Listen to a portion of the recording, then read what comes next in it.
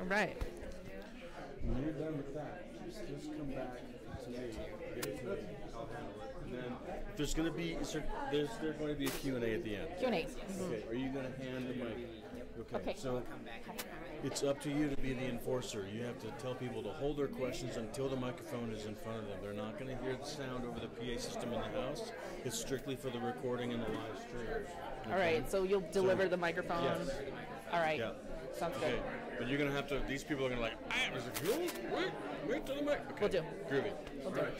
How many questions can you take at the end or anything? We have not. How many? Like 5? That's fine. All right. And I understand we'll take 2 more, 1 more when you feel like. All right. What it's been going from. But great. Okay. There you go.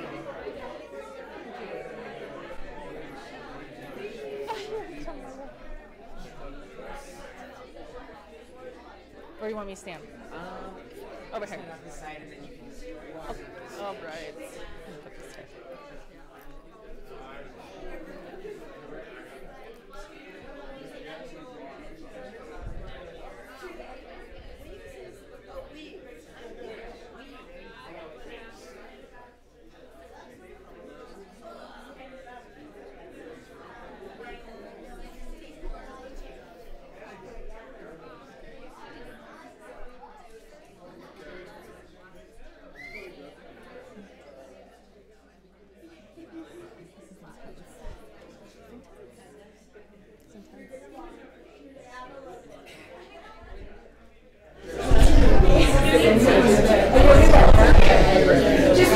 You want to whistle, Michael?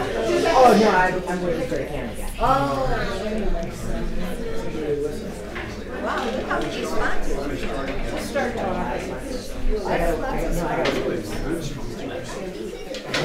Yeah. The Village Smith.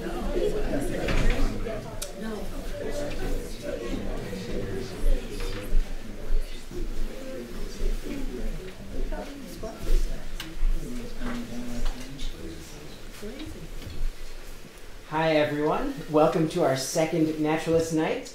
My name is Michael Messina, and I work here as a winter naturalist, and it's my pleasure to welcome you all here. I get to work and lead snowshoe tours out on Aspen Mountain and its snowmass, which is a really cool job, and it's part of what we do here at ACES. We're a big environmental organization. Environmental education is our specialty. And part of that environmental education is presenting these Naturalist Nights, which are a free speaker series hosted every week from January to about mid-March.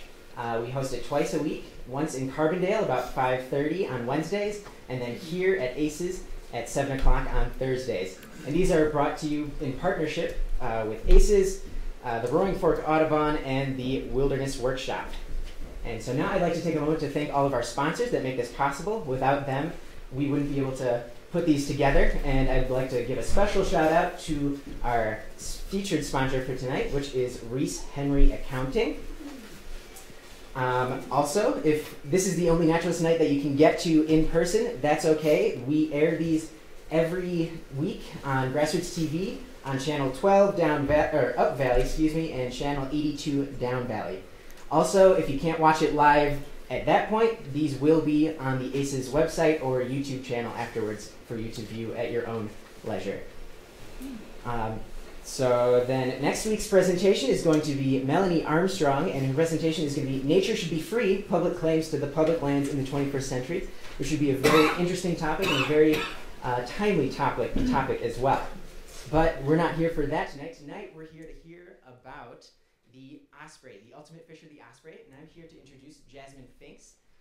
She got interested in ospreys she got interested in birds at a very young age. Her parents wouldn't let her have a dog or a pet, so she got interested in birding and went out and looked for birds.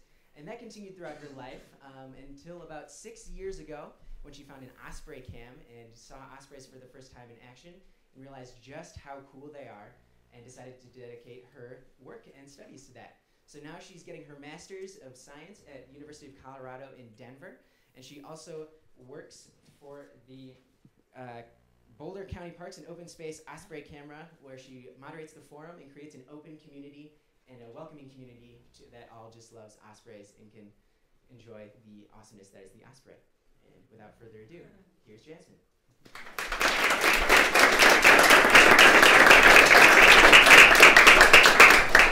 Thank you everyone for coming and embracing the cold. We're here to talk about Osprey. Let me get my presentation up.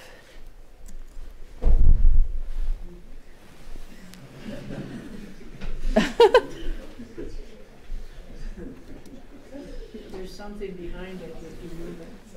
Which one? This right here? Oh, it's because the blue light, I guess. All right. That's more better. All right. So who in here knows what an osprey is? Yep. Right? Who's seen an osprey? Yep. All right, majority. So we're in the right house, aren't we? So hopefully you guys learned something about osprey today. My presentation is all about why the osprey is the ultimate fisher.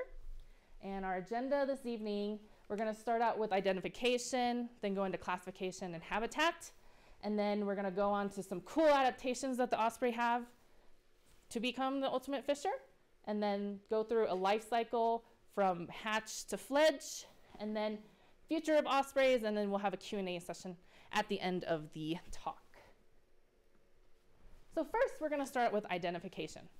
So since most of you guys know what an osprey look like, this will kind of be a review. Osprey are found in Colorado in the spring to the fall every year. And what they do is they have their babies here. They migrate from either Central or South America to Colorado and have their babies, and then they fledge them, and then they go back to their wintering grounds in the winter. So we can identify an osprey by their brown stripe on their eye. Adults have yellow eyes. They have a white breast, belly, and armpits. Little armpits right here. We usually call those pits. They have long, narrow wings, and if you're looking up at the sky, they actually go in an M shape. And they have long white legs. Some more identification tips. As we all know, there's a lot of cams that are popping up all over the state. There's 2 in Summit County, I believe, and 1 in Boulder County. So if I refer to Boulder County, I'm talking about the cam. So when a female and a male are next to each other, the females are a third larger than the males are. And scientists think that is because the females have to defend the nest, and the males have to be smaller and more agile to go catch the fish during nesting season. There's always exceptions, though. I've seen smaller females and larger males, so osprey like to keep us guessing. Wingspan. So this is a big thing. If you look at the eagle versus the osprey, I always say the osprey's all wing. They have huge wingspans in comparison to their body. So a wingspan of an osprey is like 5 to 6.5 feet compared to their weight of 3 to 4.4 pounds. Compared to an eagle, the eagle's almost double the weight of an osprey, but have like a 7-foot wingspan, 6 to 7 foot wingspan. Now I put this picture here for a reason. So when we're watching nest cams, there's skills that we can develop to identify an osprey. So this is the back of head of our male for Boulder County. And as you can tell, there's a specific pattern on the back of his head. And so it's kind of like tigers have specific identifiers. Osprey has specific identifiers on the back of their head. This guy in particular, I always say that there's like a dancing woman on the back of his head, right? You guys see that? So once you identify and you identify a male or a female, that's going to be the way that you do it. That's a surefire way. They're all different. They're all different. Another way is if the cam has a good zoom lens. Oops, I pressed the wrong button. Sorry, there we go. There's eye specks, see? So eye specks are also a surefire way to identify osprey from one another. There is a thing going around like, how do I explain this? Where females have necklaces and males don't. I don't always go by that just because I've seen females without necklaces and I've seen males with a big necklace. The 100% way to identify an osprey is through a blood test, through sex, to see if they're male or female. But you can always make a guesstimate by the size. Mm-hmm. So who in here knows what an osprey sounds like? Well, not too many of you guys, so this will be fun. So osprey sounds they sound like a high-pitched honk, chirp, or whistle. And there's a couple sounds that they do all the time. There's an intruder alert. Intruder alert means osprey's on a nest, and if a neighbor osprey comes into their area, and they're going to make a chirping sound saying, hey, you are in my area. This is my territory. An alarm call is basically when an intruder osprey gets way too close and they're on alert, they're in attack mode. It's a different sound. Sky dancing. Sky dancing is basically a mating dance. So the male osprey will either have a fish or a stick or something. He'll fly way up and then he'll fly way down, making really loud chirps for the female to kind of show off. Food call and food begging. These are different. Food call is when the male already has a fish and he's fished out and he's coming back to the nest. The female's like, oh, please give me the fish. Please give me the fish. Food begging is basically like a chick or a female saying, hey, please go get me food. We're hungry. And then soft chirps, which we may hear in a couple videos where females are talking to their chicks or kind of chirping. So I'm actually going to go to a website and we're going to hear 2 calls from an osprey, and then I'll describe which ones they are. I do have to get out of my presentation though. All right. So this is the first call.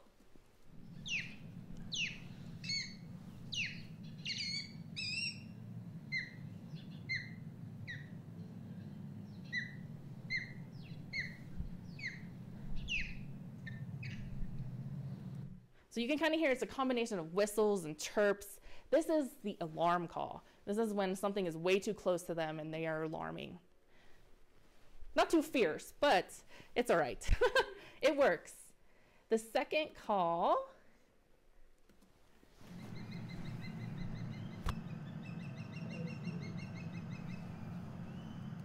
this call is when the male has a fish and is coming to the nest.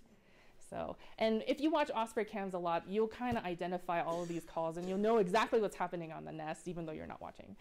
So, all right, so that was kind of fun. Let's go back to the presentation. Oh, I did from the beginning. My fault. From current slide. There we go.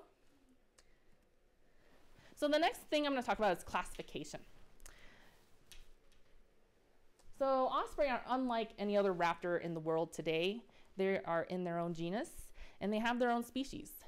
So they're not like a hawk, they're not like an owl, or they're not like a falcon or an eagle. So the genus is Pandion, and the species is Pandion heliatus. Excuse me. And within the species, there's 4 subspecies. And these subspecies can be found on Earth today. There are 2 that are extinct. I'm not going to go over that, but we'll just focus on the classification here. So the first one is the ones we can find in North America. These are called Pandion heliatus carolinensis. They are larger, they're darker brown, they're mainly migratory, and they have a pale breast. What mainly migratory means is in warmer temperatures, such as in Florida or Mexico or Southern California, these guys will stay there year round. They're not migratory. But the ones we find in Canada, here in Colorado, and even Washington or Hog Island, these guys will migrate to Central and South America in the winter. The next subspecies is Pandion heliatus heliatus. These guys are found in the Palearctic region, which is Europe and Northern Africa and Northern Asia. And these guys have a very dark breast, and they are also mainly migratory. You can see these year-round in the Red Sea. Those guys don't migrate. Darker breast, I do want to touch base on this. Most of the males and females have the necklace, so that's why I don't think the breast feathers are a sure way to tell the sex. The next classification is the Ridgeway, and they are found in the Caribbean islands. These guys don't migrate, and this is a picture of one, and he has a very white head, so a little different than what we're going to see normally here. The Eastern Osprey is this picture over here. They are called the Eastern Osprey because scientists are arguing if they are a different species or not, but as of right now, they're still a subspecies. They are smaller, and non-migratory, and they're found on the Australian coastline. So just basic information on a couple things. The next thing I want to talk about is habitat. So I already talked about some of the areas you can find different osprey in, but osprey are found on every single continent except for Antarctica. You can tell the non-breeding, resident, and breeding areas on this map. I will mention that migrant populations vary more, and they actually are greater than the non-migrants. And why that is because the resources. If you're in the Caribbean islands, there's only so much fish that can sustain osprey, right? So that's pretty much where you can find osprey.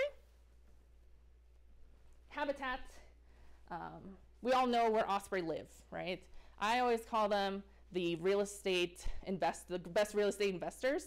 They always choose waterfront property, right? And you can find them near lakes, rivers, marshes, or even lagoons in the ocean. Diet of an osprey is 99.9% fish. You will rarely ever see them eat anything but fish. They eat saltwater and freshwater fish. And you may see them with a mammal or a snake, but that's only if fish is not around. That's 0.01%. So in the upcoming video, I want to talk about two things. They use two methods to hunt for fish. They use the dry method and the wet method. So the dry method is, if you've seen an eagle fishing, it's the same way. They use their talons and they just fly along the water and they pick up the fish. They scoop it up. So not too exciting, but still they can catch a lot of fish that way. They can catch multiple fish if they're in fish swallows. The second method is the wet method.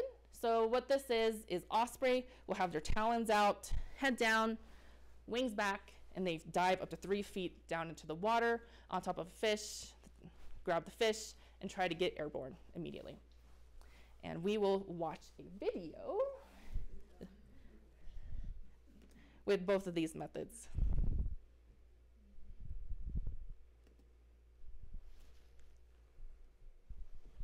It's one of my favorite videos.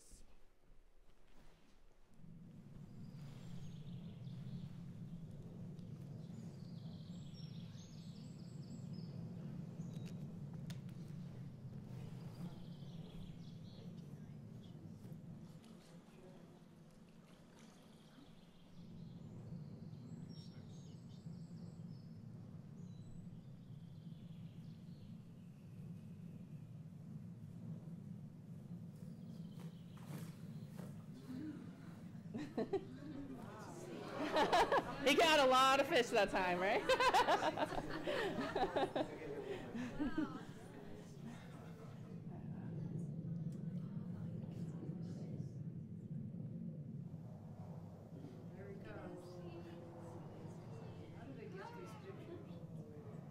That's a good question.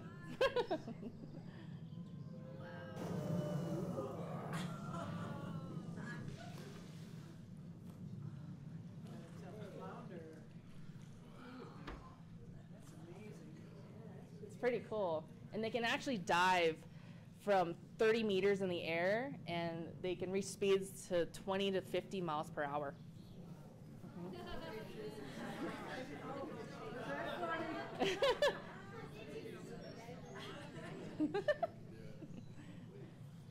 Got to shake off the excess water. There's one more.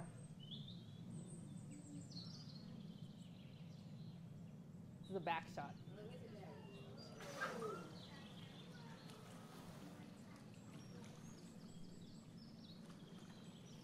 How many of you have ever seen an osprey dive? That's pretty amazing.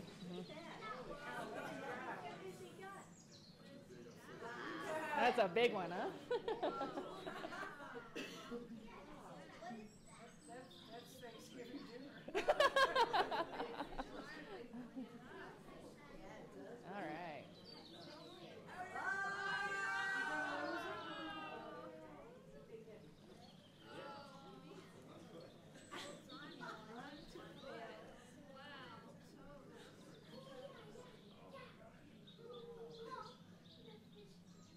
There, almost.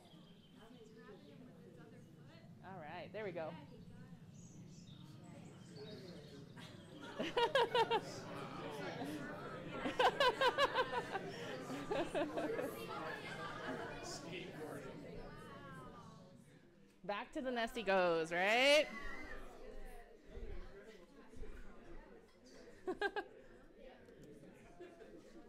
So this kind of leads into why an osprey can do this, right? They must have some special gear. So we're going to talk about some of the adaptations that osprey has in order for them to be the ultimate fisher. So we're first going to start out with the eyes. And, you know, he's 30 meters in the air and he can see a fish underwater. So that takes some pretty good eyesight, right? I know I can't see past 6 feet. Anyway, so the eyes are a good adaptation for osprey. Who knows what this is? Does anyone know? Yep, nictitating membrane. Good job. And what this does is it protects their eyes. If an osprey's diving in the water, maybe there's some debris, they're going to put the nictitating membrane down to protect their eyes. And most raptors do have this, and I will say that. But osprey use it for diving or even cleaning their eyes out. Anytime their eyes are in danger, they're going to put that down. And they come in opaque to clear. Another thing I will mention is that if you've ever seen an osprey go side to side, right, their head side to side, maybe going like this, looking at something, they're actually triangulating. They're measuring how far and how deep the fish is, or however, they're measuring where they're looking at. So they know exactly where to pounce, where to hand. The next adaptation I want to talk about is their beak. So as you can see here, they have a different nostril than any other raptor. Most raptors have round nostrils. The osprey have slits. And what the slits do is when they're diving into the water, they close them. They can close them so the water doesn't get into their nose. They also have a shorter and more hooked beak than other raptors, and that's in order to tear into the fish. The next thing I'm talking about is wings. Mentioned before, they have a really, really big wingspan. This is because osprey can actually carry up to 2 times their weight. Now, are they going to do that every time they catch a fish? No. Their average fish catch is about less than a pound, and they measure from 6 to 13 inches. I think the record on file is 2.5 pounds, but we don't measure every single fish that they catch, and I'm not taking a fish away from an osprey. I agree with you there. I do think that's bigger. Next adaptation are their feathers. So osprey feathers are thick, and when they dive, they tighten them around their body so no water can get in between their feathers. Compared to an owl has really fluffy, light feathers. You don't want an owl to get wet. They'll get drenched, right? Osprey feathers are almost waterproof. So they have what's called an oil gland or a preen gland. And what they use that for is it secretes oil. They take the beak and distribute all the oil on their feathers. And that makes them waterproof to a certain extent. And then also it repels parasites. I also think they have the most prettiest feathers, but I'm kind of biased. Now comes my favorite part, the osprey feet, right? So this is my favorite part of why they are the ultimate fisher. Osprey feet have to be specialized, right? Or they couldn't catch fish. So we'll start with the toes. Osprey toes are all the same length. Compared to other raptors, you can see in this picture here, they're all different sizes. They have scales, it kind of looks like scales on their feet, and their legs for grip, and then their talons. Their talons are perfectly round. Unlike, let's say, the harpy eagle, you can kind of see the groove in the back on the hallux right there, the back hallux. And most raptors have a groove in their talons. Ospreys do not. They're perfectly round. I kind of like to think of them as fish hooks. Continuing on the feet, I chose these 2 pictures on purpose to show off one of my favorite things about osprey is the zygodactyl. So on one of the pictures, you can see that there's 1 talon in the back, 3 talons in the front. And then the second picture here, there's 2 talons in the front and 2 talons in the back. So it's called a zygodactyl, and this toe right here is a reversible outer toe. And what that's used for is, we saw in the video, they want the fish to be aerodynamically with them, so the head is facing forward. So they use the zygodactyl to actually position the fish so they can fly with it. Because who wants to fly home with a floppy fish? Nobody, right? Anyway, so that's a pretty cool thing. And then if you look closely here, there's little barbs. And those are called spicules. Spicules are used to grip the slippery fish. We all have had a fish kind of slip out of our hands, right? But an osprey, they're built to not to. All right. So that kind of wraps up adaptations. I want to go through a life cycle. So again, as I said before, the cams are really popular nowadays. So I wanted to highlight every week of a chick's life and see what you can expect and what we can see on cam. And there are some videos as well.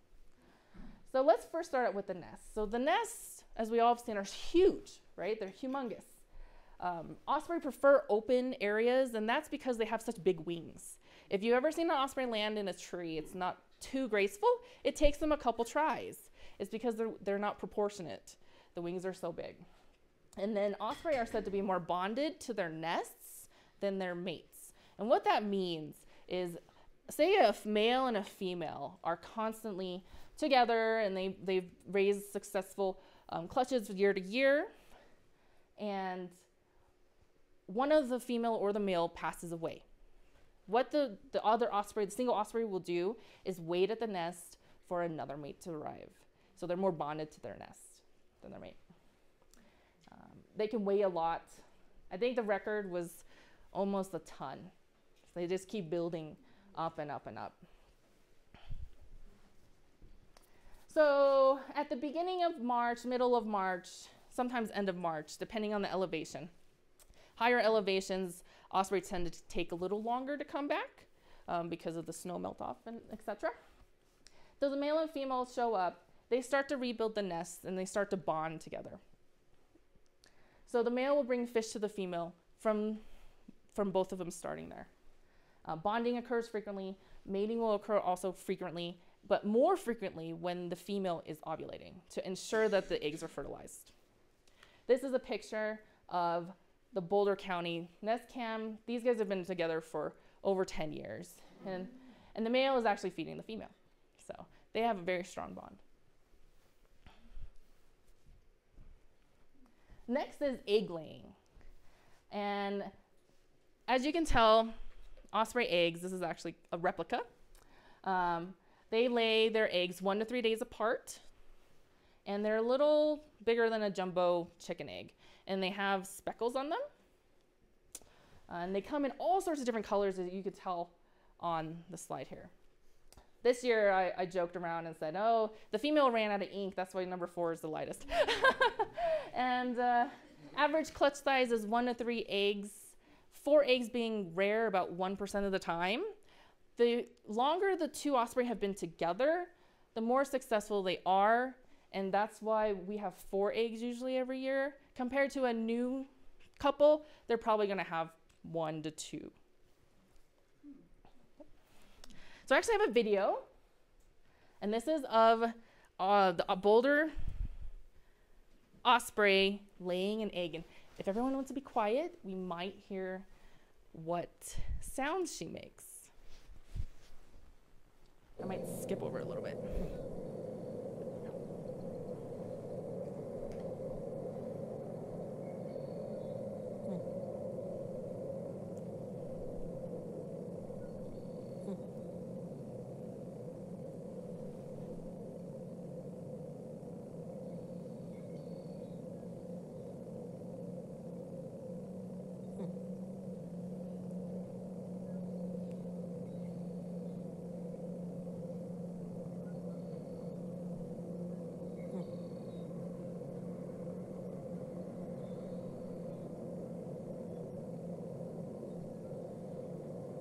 There's the egg.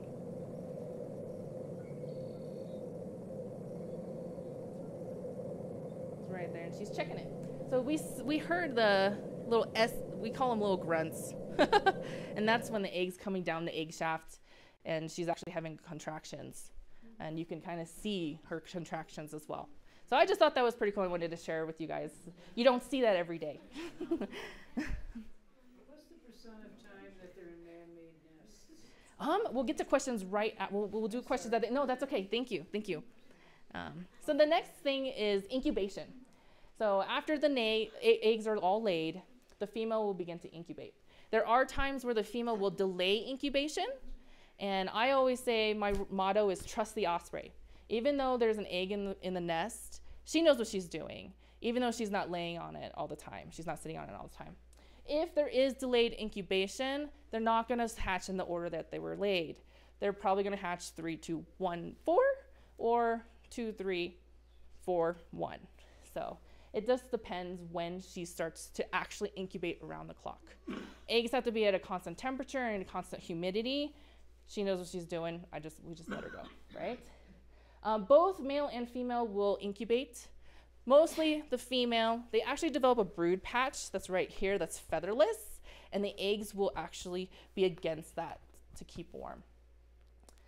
You can also see the osprey turning the eggs constantly and actually digging into the nest cup, and that's irrigation, if there's wetness around because of the humidity.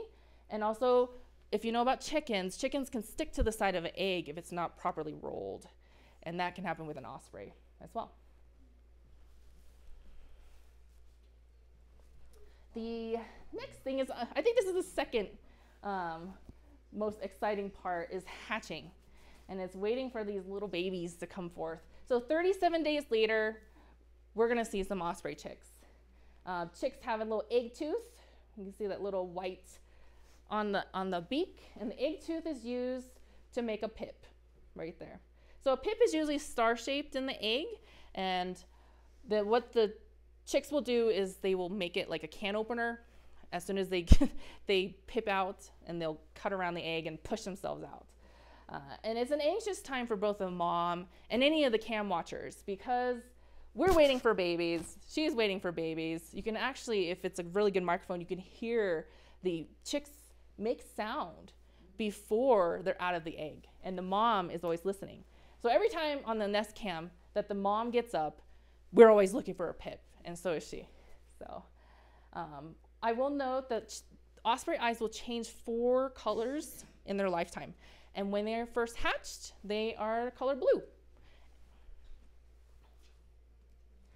And here is a video of a hatching.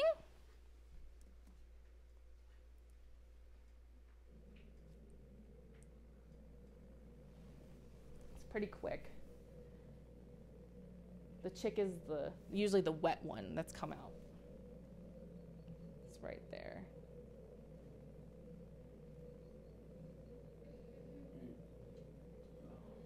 That's the other baby, but this one, oh, there he goes. So that's a little hatching right there. It's always a precious, precious time when you get to see moments like this.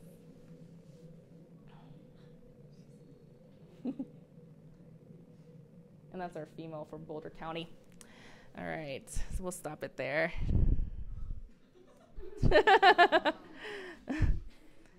All right, so now we're gonna go into the weeks and what we can expect. So at 1 week old, the chicks are growing super fast. If you look in the first picture here, you can see the egg and you can see the size of the chicks. They've doubled to tripled the size. They eat every couple of hours. Unfortunately, there are bonking that can happen.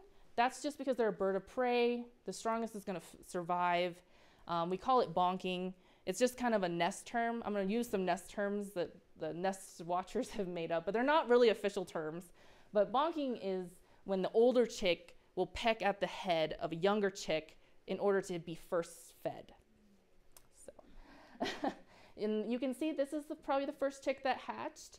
And this is the last chick, and the size is very noticeable. They hatch, they're laid on different days, and they hatch on different days. And that's because of survival of the fittest. You can see some camouflage going on, the white strip, and the black or brown edges. That's to look like nesting material. This is a feeding I wanted to show you guys.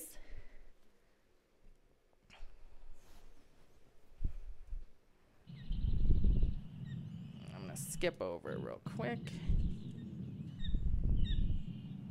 And the female will always feed the chicks with the mouth open. That's just what her instincts tell her to do.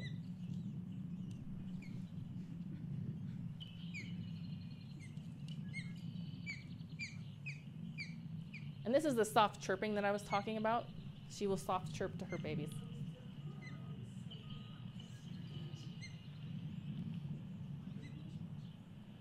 I think they're super cute at this age. She'll tear the fish with her beak and feed it in very small pieces.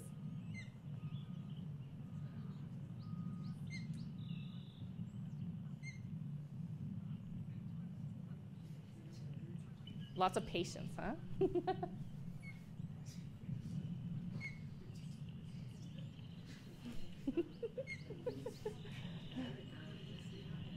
They're very hungry at this age. Every couple of hours they eat.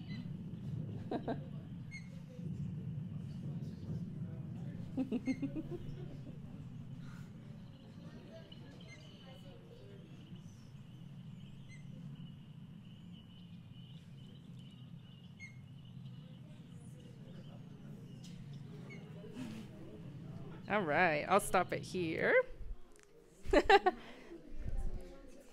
We like to call them bobbleheads. It's kind of just like a little term because we think their heads are too big and they always bobble around. So the next week of life, they change drastically. As you can tell, 2 weeks old, they will double to triple their size again.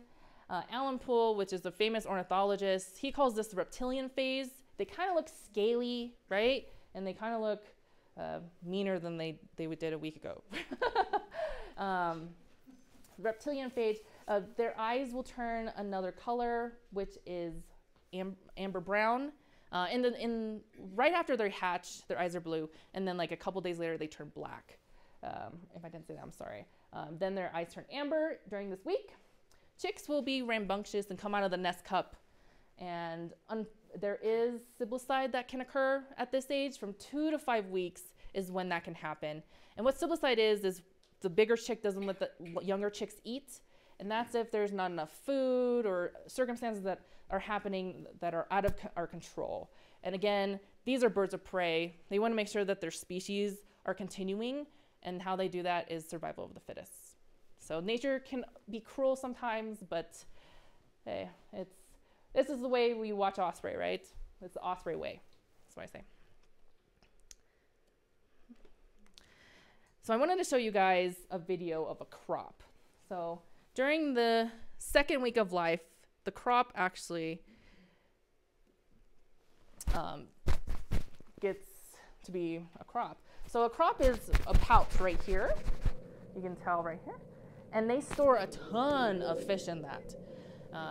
So they gorge themselves and they eat a lot. And then they digest the fish slowly. So I just want to show you, these are really big crops. We call them monster crops. But that's because there's a lot of fish that are being brought in. When a crop is empty, you will know, and the chicks will actually be more aggressive.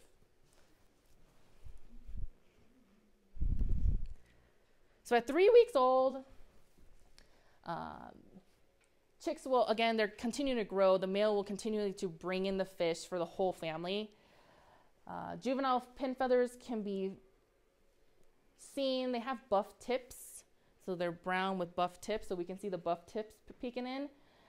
They have a white stripe that looks like sticks on the back of their backs. And then they can also learn what's called thanatosis. Thanatosis is a defense mechanism. So say the female or male is alerting and alarm calling, they will actually pancake.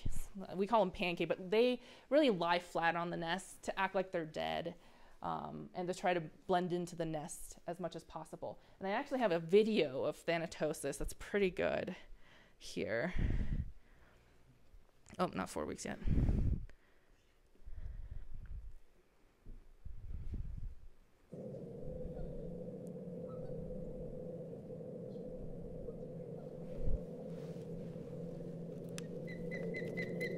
And there they go.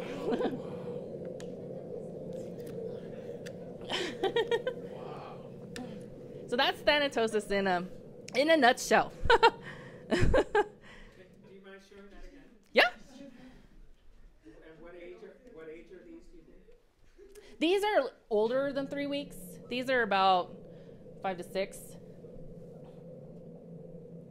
But they can learn it at 3.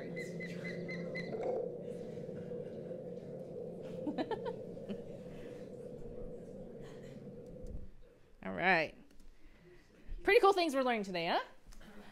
So at 4 weeks old, pin feathers are still growing. They're still growing at huge.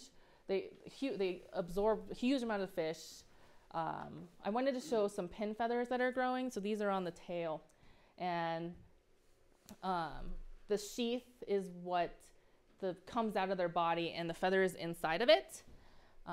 You'll see the osprey picking and preening at their feathers all the time. I'm sure it's itchy to have those things on. They look kind of uncomfortable at this stage, but they're going to get through it. They're trying to get their adult feathers.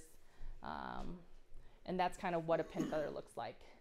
If there is ringing or banding, which we don't do in Colorado, but they do in other states, they can start at 4 weeks old, then they can go to about 6 weeks.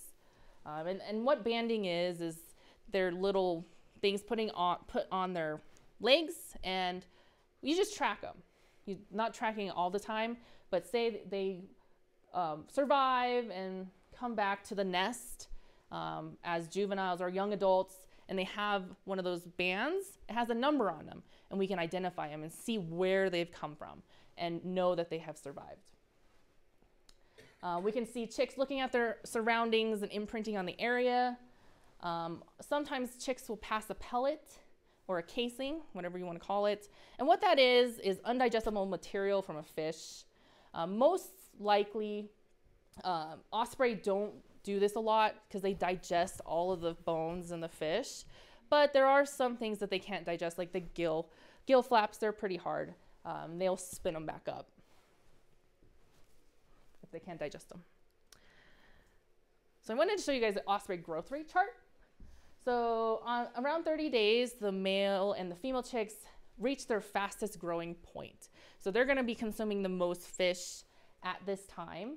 And then you'll see a kind of a cutoff. The female chicks will continue to grow, and the male chicks will slow their growth rates because males are smaller. 5 weeks old, the chicks have reached their fastest growth rate, like I told you guys. We could start to see the chicks actually standing on their feet and trying to walk around the nest. It takes some practice. They're a little wobbly at first, but they'll get it. Necklaces can be seen and pop up at this time. And then chicks may start to flap their wings. We have a little nest term called wingersizing. You know, they exercise their wings because in a couple weeks they're going to have to fledge the nest, and they build the strength up. Again, older chicks will still be eating first, followed by younger chicks. And I know that I'm one of the ones that always root for the younger one. So that's kind of a given when you're watching these nest cams. At 6 weeks old, they're looking more like osprey every single day. We can see self-feeding at this time. Most of the feeding has come from the female and distributing the food. But when self-feeding starts to occur, it's 1 fish per osprey. So the male will have to catch 1 fish per osprey. Well, you may see these chicks start to triangulate from time to time as well. At 7 weeks old, the average fledge age, what fledge means is they first venture out and fly from the nest. 7 weeks old, 7 to 8.5 weeks old, this is their average time. They will try to learn to control their wings. So when it's windy out, you're going to see a video in the next slide where they start to hover and they can start to control their flight. Osprey don't really branch. So eagles will jump to a branch before they fledge. Osprey don't do that because they have just a nest. They just fly. So it takes some guts, right? Male will usually fledge first because they are smaller compared to females. So here's a video.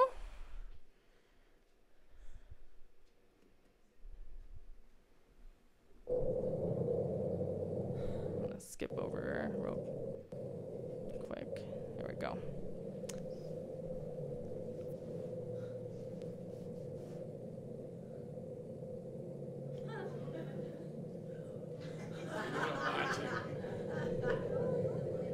He's landing on his sibling, yes.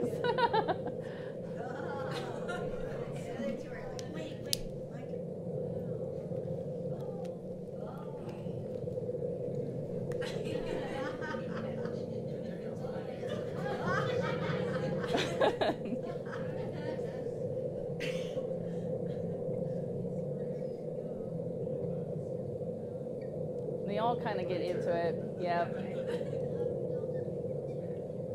It's always during wind.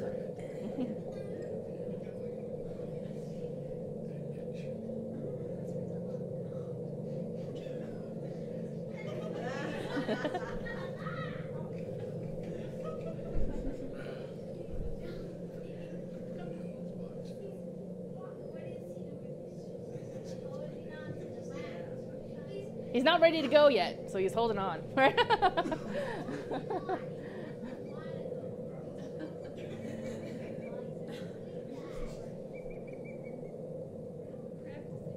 Practicing. Winger sizing, right?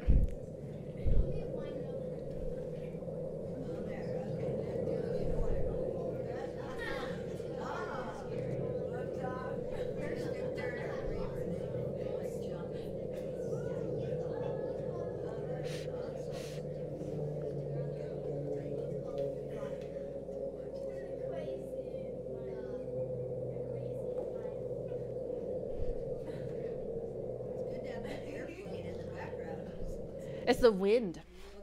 Yeah, it's the wind. Mm-hmm. So it takes practice to fly, right? All right. So at 8 weeks old, if they haven't fledged the nest yet, they're going to do it sometime within this week or the end of the week.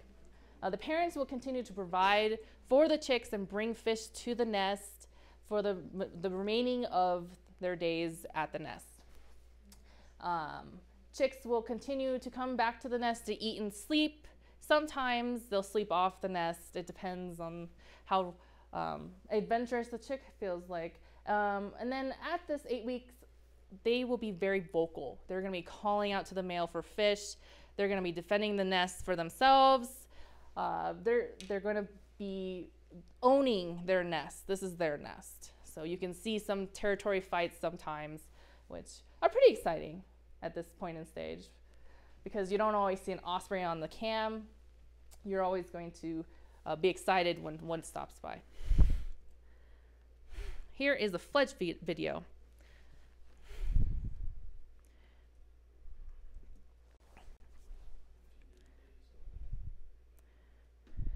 It's about 8.5. And they always go to the bathroom before they fly. That's kind of, they want to be light, right? Get rid of excess weight. And from a young age, the osprey know to poop off the nest to keep it clean. All right, we're gonna fast forward this a little bit.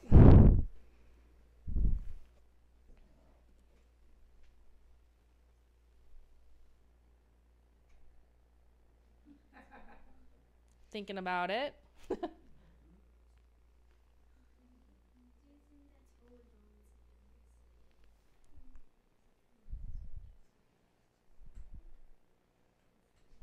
See how she's triangulating, right?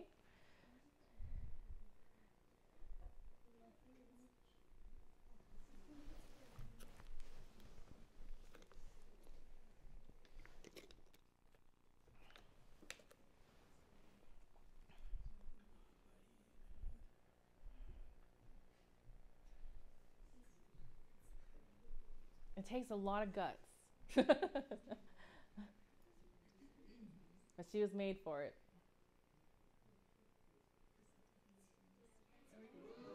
Woo! See how the mama's watching? And then I'm going to fast forward a little bit because she actually lands back on the nest, and you can see her first landing.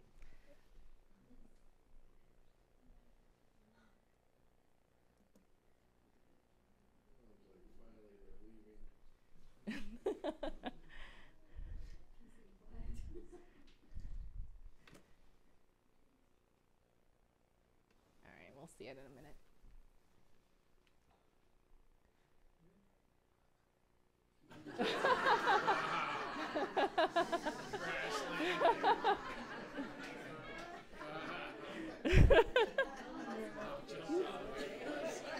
It takes practice to land.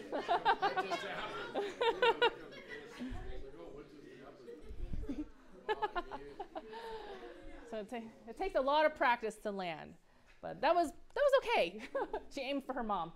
So after that, after the fledging, the chicks will venture further and further away from their nest, learning their surroundings, and then they'll start their migration around 100 days. Migration is instinctual and solo. So one day the chick is gonna be, okay, I'm gonna fly south, and that's all she wrote. They could fly up to 2,500 miles one way. I think the record was almost 3,400 miles. So these are very hardy birds that can fly this far. There's sites such as ospreytracks.com, run by Rob Beauregard. He's an amazing ornithologist. He tracks the osprey, and you can see during migration where they are. Sometimes they get lost, they turn around, and sometimes they just fly straight there. And it's amazing how fast that these migrations can happen. Within a week, they can be at their wintering grounds. And usually when they find a wintering ground, they always return to the same one. So they're creatures of habit. A cool fact is chicks usually do not catch their first fish until they migrate. That's because the dad is providing all the fish for them, so why would they have to learn? And they're not taught by their parents, so it's all purely instinct. These animals run off of instinct. Survival rates, I will say, is about 50% after they fledge.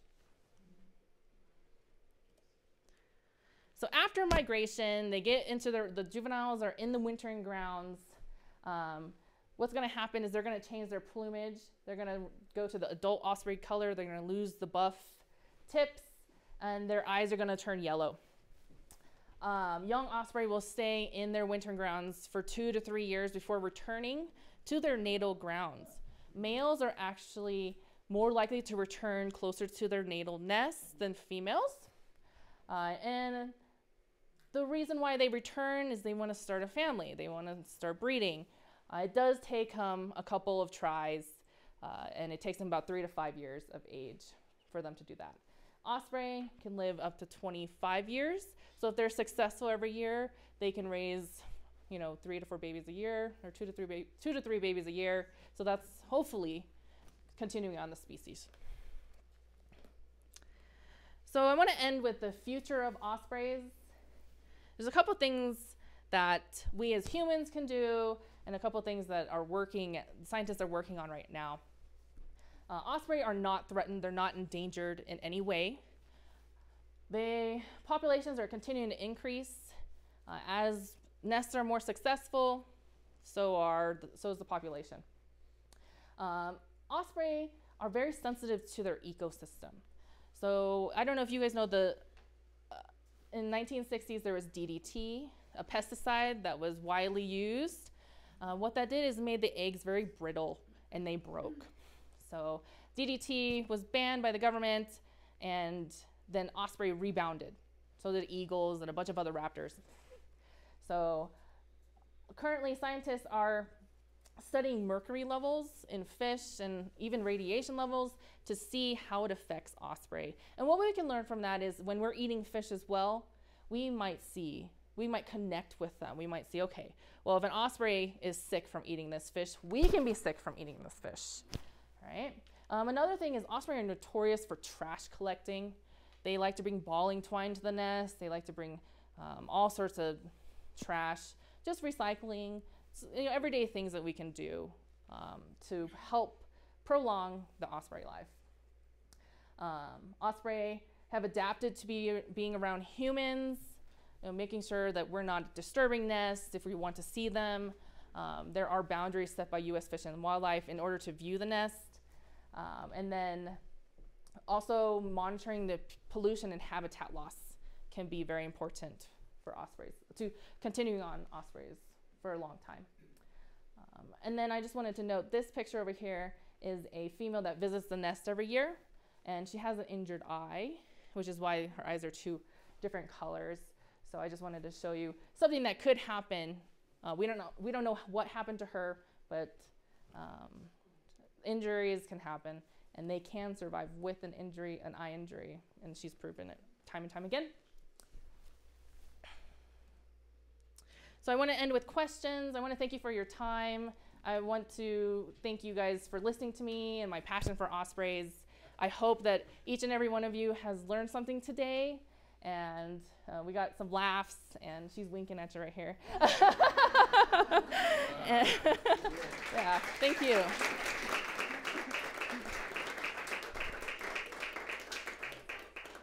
Okay, so we're going to take a few questions now, and we ask that you raise your hand, and we'll call on you, and then we will actually bring the microphone to you. We ask that you keep the microphone near your mouth. It won't come in through the speakers, but this is for the folks at home so they can hear your questions through the camera. Oh, you want me to call? Okay, that's right here.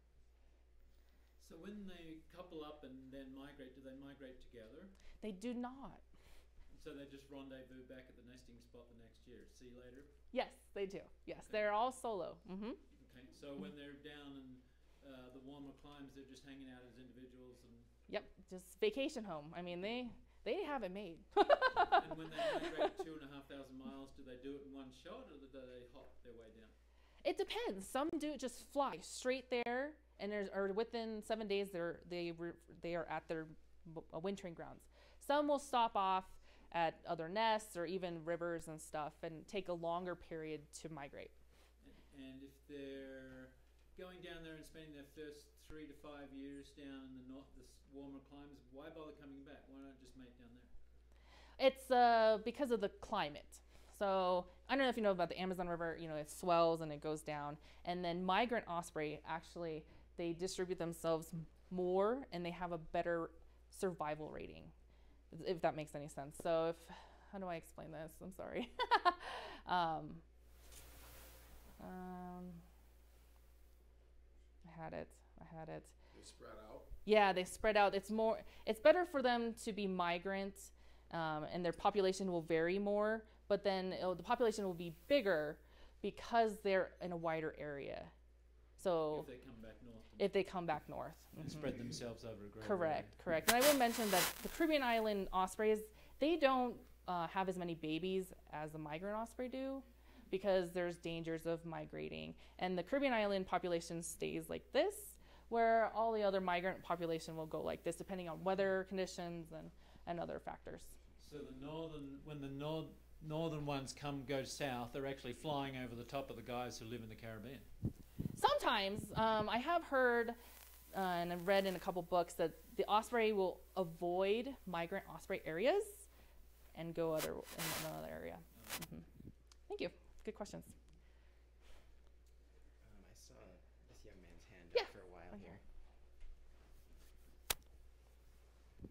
So they go to like the Bahamas and stuff, because I've seen them there. They do. They go through Mexico, Central America, South America. They can go any of those places. Is there any similarities between different birds and ospreys? Well, when the same migrants from North America are migrating down to South America, those are the same ospreys. But the osprey in the Caribbean, they're a little different. They're different subspecies. They have a white head, and they're a little smaller than the North American ospreys. Yes.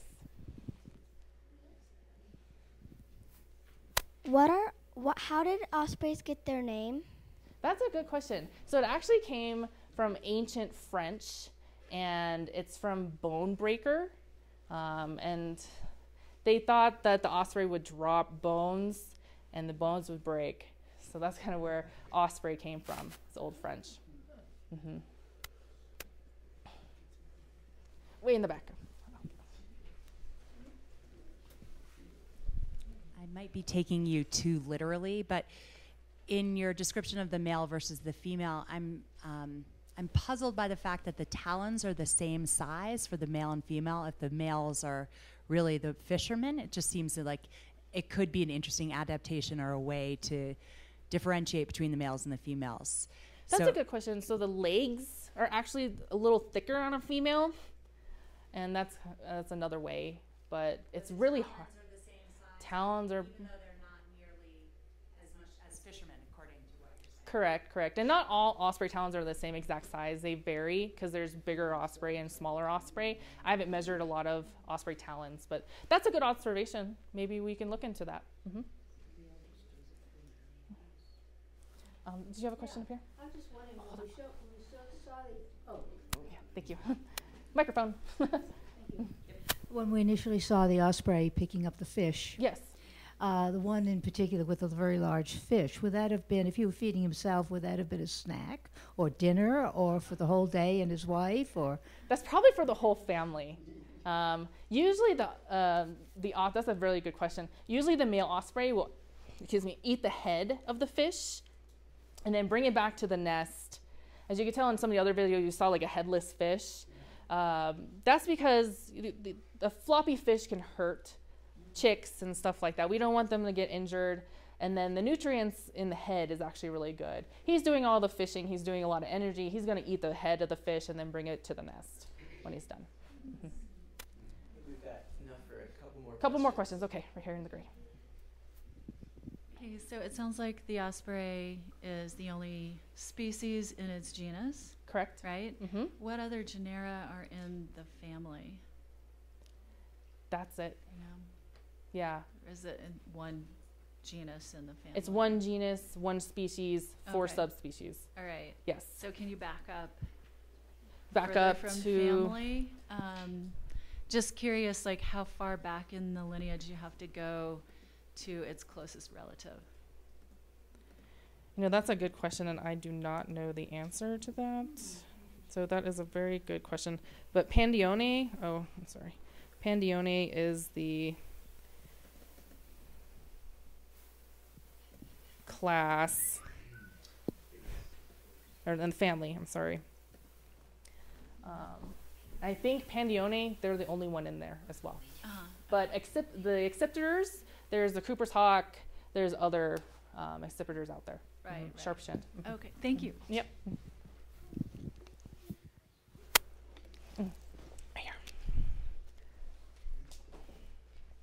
Obviously, the trout, and I think that might have been a flounder.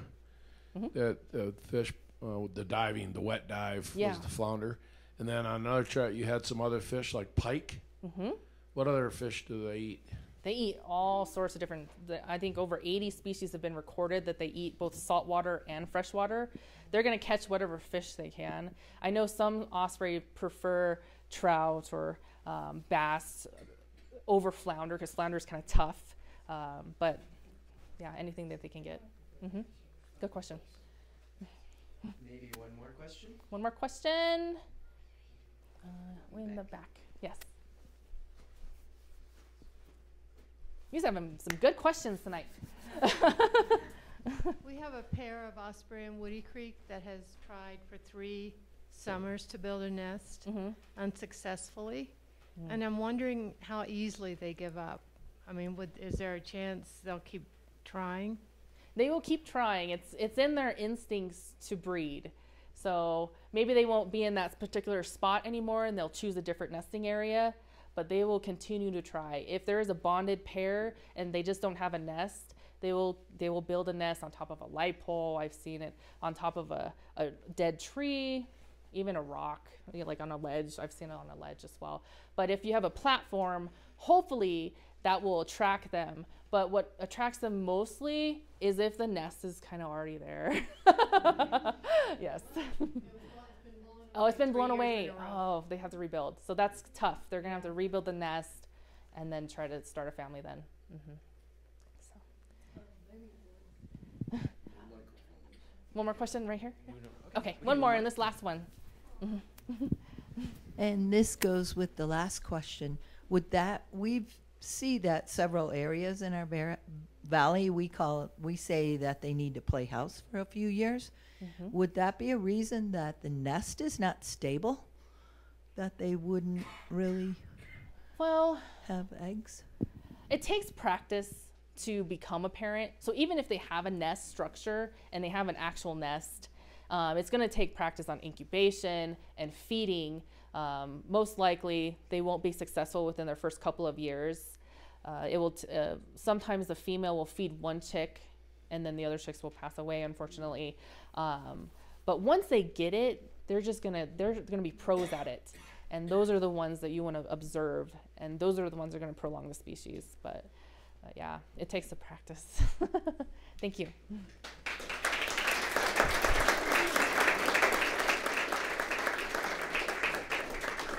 Thank you very much, Jasmine, and thank you everyone for coming. Just make sure you grab all your stuff as you leave, and leave your mugs and stuff on the table outside.